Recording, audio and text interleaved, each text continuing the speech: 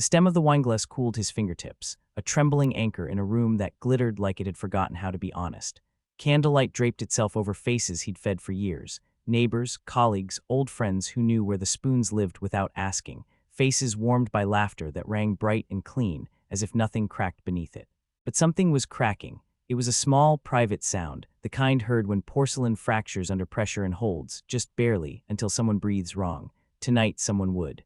Lauren's voice slipped into the room like music, syrup-smooth and practiced. He'd loved it once because it loved the room back, making quiet people speak and sharp people soften. "You'll never believe what Philip did for me last weekend," she said, and the name dropped like a coin into the middle of the table, ringing brighter than the silverware, brighter than his pulse, brighter than the truth he had worked so hard to keep dull. She swirled her wine and smiled, the kind of smile that had never belonged to him, not really, not in a very long time. Amanda leaned forward, Amanda who collected gossip the way roses collected sunlight. "Oh, do tell," she sang.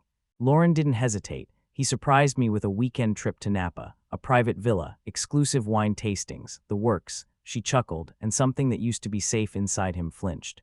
Honestly, I felt like royalty.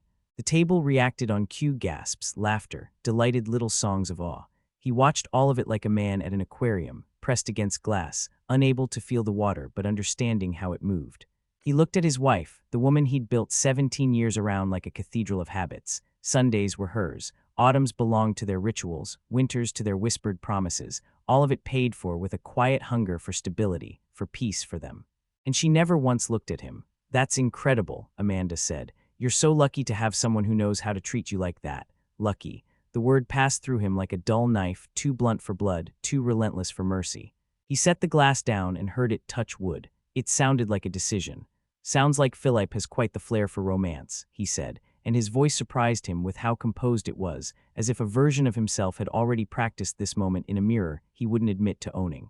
Lauren's eyes flicked to his. There was a flicker of something, guilt or annoyance, it didn't matter, and then it slid away from him like oil from water. "He certainly does," she replied, cool as a stone in a river. He smiled at no one. He poured wine. He touched shoulders and delivered plates and told a joke at the right time and measured laughter in ounces. Inside, his mind was an engine, hot and methodical. He felt the humiliation like a fever, the betrayal like a fine, hair-thin wire wrapped slowly around a heart, tightening, tightening, tightening. But he felt something else too: clarity, intention. The doorway that appears only when the last lonely, childish hope dies. By the time the last guest left and the house sank back into its clean, curated hush, he had a plan, not petty, not explosive, precise. He rinsed champagne flutes that had touched lips now rehearsed into pity. He stacked plates. He wiped the good table and cradled the cloth as if he could press the last 17 years into it and wring them dry. Then he went upstairs and watched Lauren sleep, mouth slightly open, hand curled beneath her chin, the woman who once cried when he upgraded their coffee maker because it felt like a promise of ordinary mornings forever. He felt nothing but the strange mercy of exhaustion. In the morning, he kissed her cheek and wished her a good day at work, the way routine had trained him to. He watched her leave, the car backing out, the sun finding her hair like it always did, because cruelly, beautifully, nothing outside of them had changed. The hydrangeas still held the side yard. The mail still came. The city still pretended to be a symphony for people who didn't listen. He went inside and sat at the long dining table where it had begun and opened the laptop. He did not have to be clever, only thorough. Phone records were generous. The messages were worse, dumb and giddy and brazen. Selfies with glasses clinking, hotel bedding like clouds, captions that camped on the edge of sincerity and dared it to find them. He forwarded what mattered to himself and archived the rest, because even in rage he was a man who filed things. He logged into their joint account and followed the trail like a hunter tracing breath in cold air. Restaurants, hotels, a pair of shoes he recognized from the closet they shared. She had financed her fairytale with their marriage. He called a lawyer, not to leave yet, to understand, to anchor intention in procedure, pain in paperwork. He spoke calmly. He did not sound like a man whose life had been broken because it hadn't, it had become visible. He hung up feeling steadier than he had in months. He looked at the calendar. The next dinner was in 2 weeks. Perfect. Repetition would be the stage. Routine would be the audience. Truth would be the show. Those 2 weeks passed like he was moving underwater and also like he was sprinting on glass. He cooked more carefully than he had in years. He rehearsed sentences while chopping parsley, while icing a cake, while ironing the linen napkins reserved for holidays and deceptions. At night, he lay awake as if someone had turned on the house's electricity inside his chest. He did not beg Lauren for a confession. He did not accuse. He kissed her cheek again when he needed to. He told her she looked beautiful twice when she dressed for work. He could not say whether he meant it. When the night finally arrived, the house was immaculate in the way that looks like love if one mistakes control for devotion. Candlelight again, the low-string playlist again, the tender choreography of arrivals.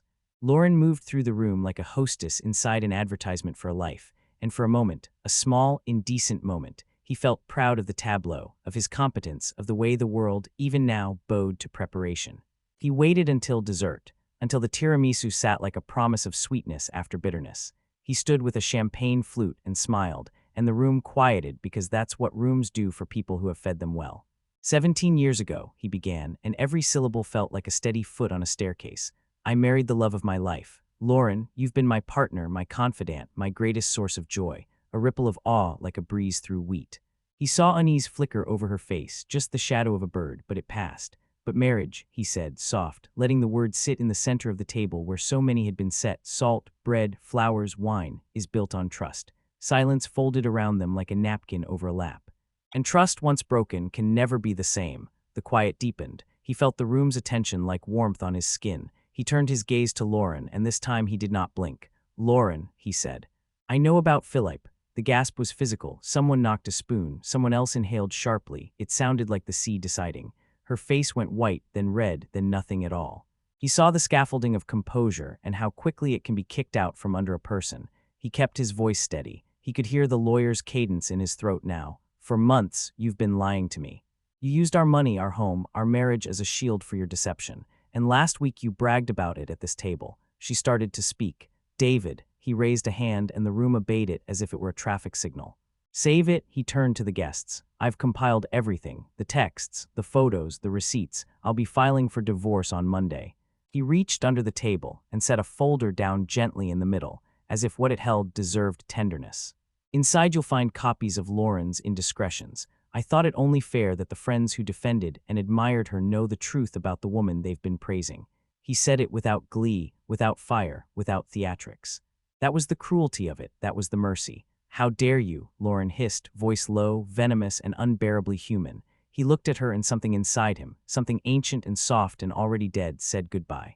How dare I, he said, louder now. How dare you? You made a mockery of our marriage. You disrespected me, this home, everything we built. Consider this your reckoning. He turned to their guests, his guests, the way rooms always belonged to whoever could stand in them without shaking. You'll forgive me if I don't see you out, he said, polite to the end. I have some packing to do. He left. The sound of his own footsteps was a metronome, marking the final measures of a song that had pretended a different key for years. Upstairs, he took a suitcase from the top shelf and packed like a man following instructions written by grief. Underwear, socks, shaving kit, photographs face down and then face up and then back down, because looking is a kind of pain and refusing to look is another. In the mirror he was pale and resolute and anonymous. He felt almost relieved, which scared him more than loss ever had. By morning he had an apartment downtown, sleek lines, high windows, a view that refused nostalgia. The lawyer worked quickly. Settlement would be fair. Evidence was a tide, and tides don't ask permission to withdraw. Some friends apologized in aisles between lettuce and lemons. Some told him he'd overreacted. Others called him brave in whispers that sounded like gossip wearing virtue as a mask. He did not care. He felt for the first time in years like he could breathe without negotiating for permission. He felt ridiculously, dangerously whole. And somewhere far inside, beneath all the ways rage pretends to be righteousness, something small opened its eyes and wondered, what now? What now became a map he drew in pencil and smudged with his own wrist until the lines thickened into choices. The apartment's windows poured the city onto him every morning, all glare and moving parts, and he welcomed the noise because it meant he could stop listening for the silence after a lie. He filled the place with only what was necessary, a bed that did not creak like a ghost, a table that hosted meals instead of performances, a couch that took his weight without remembering him wrong. He chose white plates and black coffee and a plant he promised not to kill. He kept the promise. In the evenings, when the day's logistics had exhausted their ability to distract, he went walking. He passed lit restaurants where couples leaned toward each other like conspirators, where a woman laughed and covered her mouth as if joy should be contained, where a man looked bored and then looked ashamed of it. He watched and did not envy. Envy is a kind of grief wearing another person's face. He'd had enough faces. Weeks turned to a month. The legal machinery turned with the slow, satisfying grind of something built to be fair after the fact. he answered questions. He signed the pages where he was told. He slept, sometimes like a man drowning, sometimes like a man saved by the person who walked away from him just in time, the person being himself. The shame of the dinner still flared in his chest like a match when he lit it, but he had decided something simple and severe. If pain would not make him more honest, it had no use. He found a small bookshop 5 blocks from the apartment, the kind that pretends it has been there since paper learned to dream. It smelled like dust and sap and ambition. He began to go there not because he needed the books, though he bought them and stacked them like small freedoms, but because the bell over the door told him each time that entering was different from leaving. The owner, older, gentle, gay, with a smile that had learned how to be kind without asking questions, started to greet him by name by the 3rd week. "David," he'd say, as if that were a reassurance. On a Tuesday that the world had not bothered to mark, David stood in front of a shelf and ran his finger along a spine and felt the electric prickle of being watched. He looked up. She was there, curly hair and a storm around her face, a bandage on her ring finger where a paper cut had made a claim, eyes that looked like they had read too much and still wanted more. She smiled first, small and startled, as if she'd tripped and landed on kindness. "That one's overrated," she said, nodding at the book barely touching his hand. He laughed, the sound rusty but functional. "You don't even know what I'm holding." She stepped closer. "I don't have to." They stamped the cover with a quote from a man who hates women and metaphors. That's usually a sign. He looked at the cover. She was right. "I'm Maya," she said. "I come here to avoid writing." He tilted his head. "I come here to avoid feeling." She nodded like this was a language she spoke. Cousins then. They talked the way strangers sometimes talk when the world arranges itself into temporary safety. Favorite sentences, cities they had left behind, food that was too good to be eaten without talking about it afterward. He did not tell her about Lauren. He did not have the shape of that story yet, and he did not want to offer a wound like a calling card. She did not ask. They parted with the slight awkwardness of people who have not decided whether to be careful or brave. He walked home with a book that was not overrated, and a name that felt like a seed in his pocket. Days layered themselves again. He returned to the shop with a reason he pretended was about essays, and instead was about a bell and a stranger. He found Maya seated on the floor between shelves, a notebook braced against her knees, pen moving like it was trying to catch a train. "Are we still avoiding?" he asked. "Always," she said, and something about the way her mouth tilted around the word made him ache in a place that had slept. The 3rd time they met by accident, it wasn't. "Coffee?" he asked, heart steady, voice steadier. "Coffee," she agreed, and they walked to a corner place that implied seriousness with glass and chrome, and then betrayed it with the sweetness of cinnamon in the air. They sat. He told her about his work, what it had meant to be a reliable man in an unreliable economy. She told him about her writing, how it was easier to have opinions about others' stories than to mortally wound her own on the page. He admired the cruelty of her honesty. When she finally asked about the pause that sometimes visited his face, he told her the truth, not all of it, enough. He told her about the dinner and the announcement, about the folder placed in the exact center of a table like a heart mid-surgery. He did not name Lauren until Maya asked, gently. He did not name Philip at all. When he finished, Maya sat with it like a person who understood that silence is sometimes the only gift. "You wanted to be seen," she said at last. "So you made the seeing impossible to ignore." He exhaled. It felt like confession. "And now?" she asked. "Now," he said, "I want to be someone I can forgive." They did not touch. They did not run toward anything. They treated each other like fresh snow, fine to cross, but only if the steps were needed. He liked her laugh and her stubbornness, and the way she refused to call him a good man because he had been wronged. She liked that he was careful with his words, but not afraid of them. They made a ritual of honesty and then went home alone. Meanwhile, Lauren's name did things in the world without him. A friend told him she'd taken a leave from work.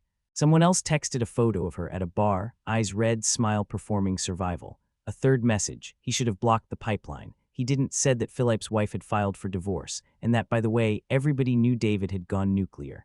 He turned off his phone and sat on the floor because the couch seemed like too much comfort for a man who had been part executioner.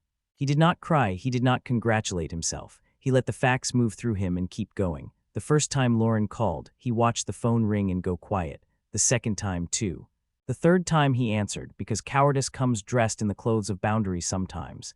"David," she whispered, a voice he had known in darkness and daylight. "Please." He said nothing until he could trust the words. "What do you need?" he asked. He did not say her name. "I'm so sorry," she said, and the apology was a person stumbling. "I don't know," she choked on not knowing. "You humiliated me." The old him, the version who made space for others even when they weaponized it, almost apologized back. The new him didn't. I told the truth, he said. In front of the people we had been lying to. Silence and then a sound like a nod. I miss you, she said, and his chest remembered their bed, their bathtub, their arguments, their grocery lists, the way she danced like she had invented hips. I miss who I was with you. He could have forgiven. He could have asked why and listened and made a cathedral of explanations. He could have said he was sorry for how he told the truth, because cruelty and truth often share a seatbelt. Instead, he said, we are not those people anymore. It was both savage and kind. She cried quietly. He did not hang up. He did not comfort. When they were done, there was no agreement to speak again. Some endings are drafts. Some are final copies with coffee stains. He met Maya again the next day and told her only that the past had spoken. Did it say anything new? She asked. No, he said. It just sounded like itself. They walked by the river and did not pretend to name the color of the water. He wanted to reach for her hand and did not. He wanted to run and did not.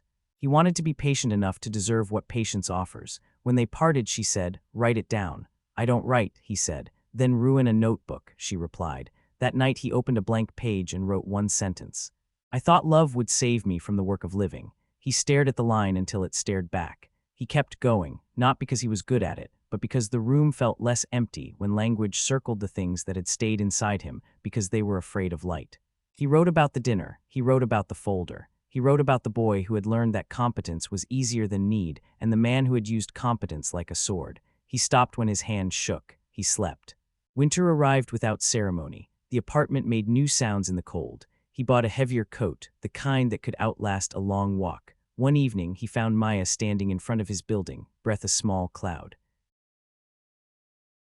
She looked at him like a decision she had taken her time making. I don't want to be careful anymore, she said. He stepped closer, heart foolish and perfected by ache. Okay, he said, but let's be honest, she smiled. Always, they kissed. It was unremarkable the way first snow sometimes is until morning reveals what it did to the world. Honesty did not soften the world. It made it sharper and more navigable. David and Maya didn't collapse into each other. They learned, like map makers, to draw the coasts of the other's fears. She lived in a small place filled with drafts and plants, walls dotted with postcards of cities that had forgiven her. He learned the staccato of her writing days, the furious silence, the sudden jokes, the moments when she held out a paragraph the way someone holds a lit match and asks if it's enough heat to change anything. She learned his quiet rituals, how he folded towels, how he labeled things not to control them but to greet them, how he stood at windows and took inventory of his life like it could disappear if he didn't count it. They did not say love, not because the word frightened them, but because they wanted the thing to arrive before the banner. They practiced the liturgies that polish it, making soup when the throat catches, leaving lights on for late returns. Texts that were not cages but breadcrumbs. When they fought, and they did, the arguments were not about messes in the sink or calendars. They were about the ghosts at the table. Sometimes I think you don't trust joy, Maya said once, hands on hips, fury braided with tenderness. You look at happiness like it's a salesperson. He laughed, wounded. Happiness has a return policy. She stepped closer. So does fear. He pressed his forehead to hers and felt the animal relief of being understood and hated that relief for how much it wanted. Lauren texted once more, a photograph of the hydrangeas blooming that spring-like forgiveness no one had earned.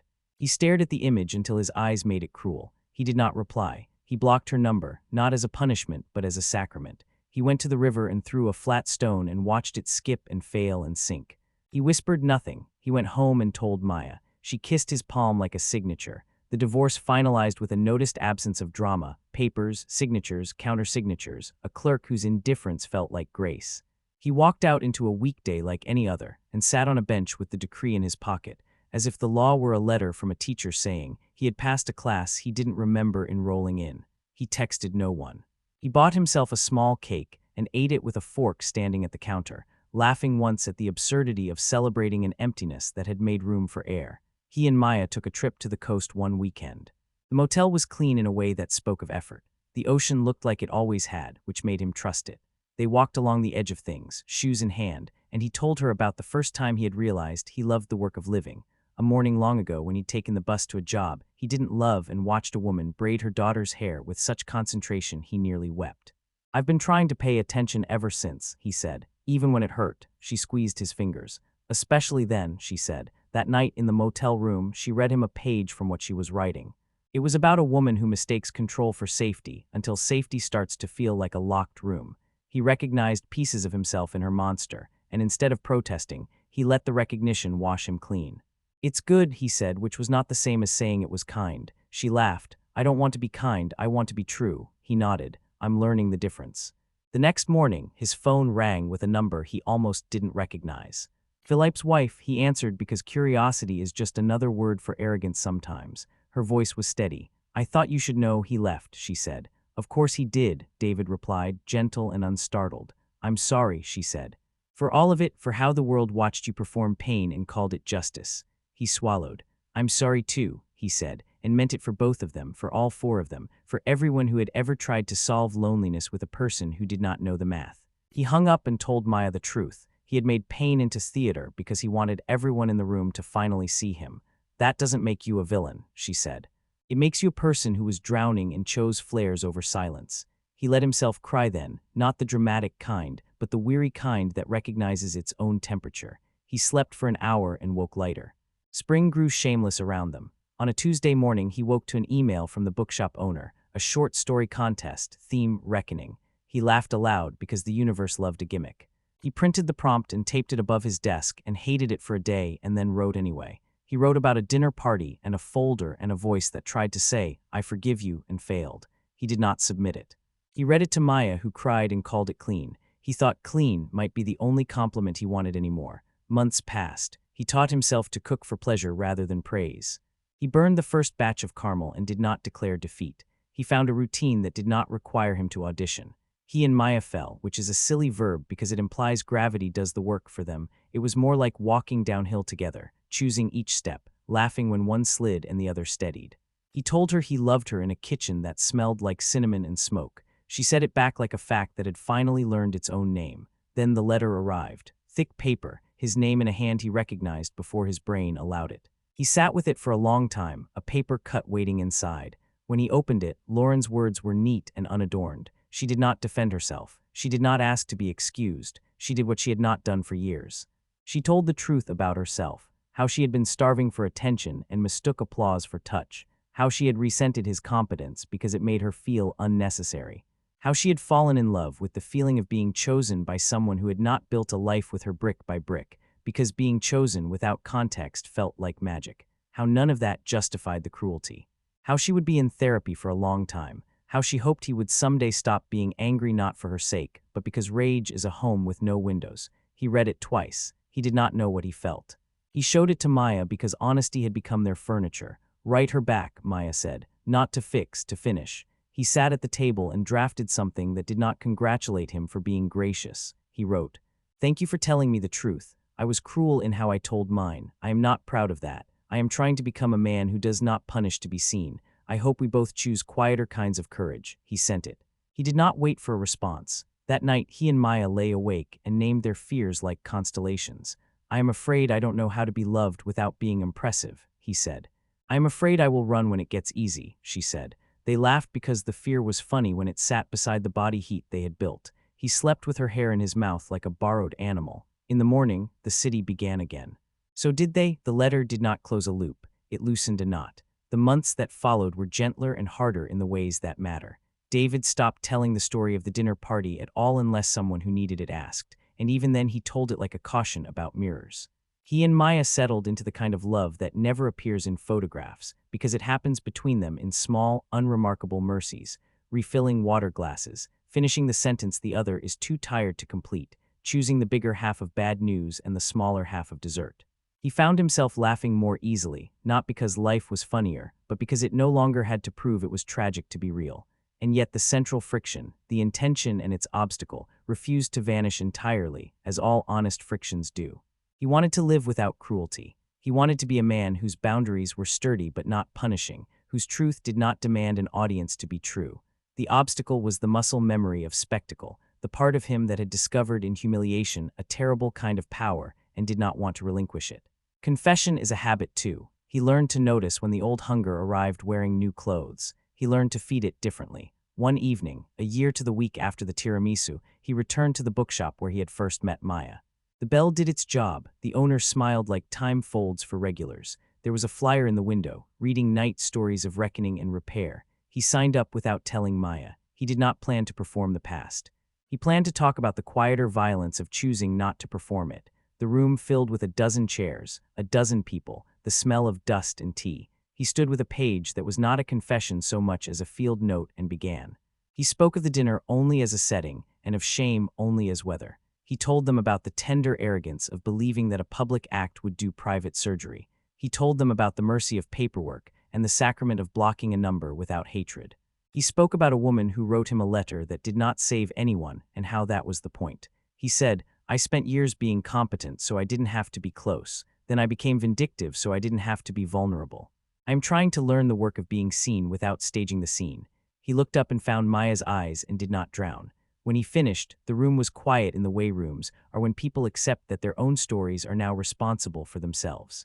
Someone asked if he regretted the folder. He said simply, "Yes, and also I understand him." Someone else asked what forgiveness looked like. He said, "Less interesting than revenge and more durable." They laughed, not unkindly.